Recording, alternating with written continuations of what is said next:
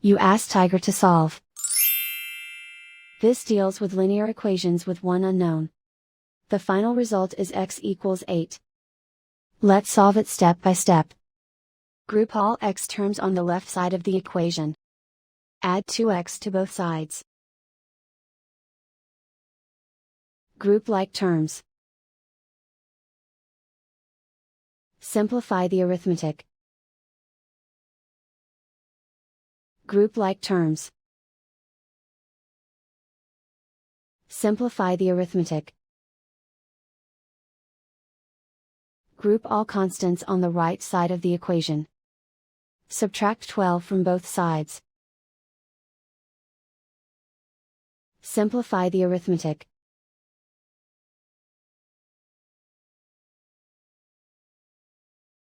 Convert the x into a positive number. Multiply both sides by -1.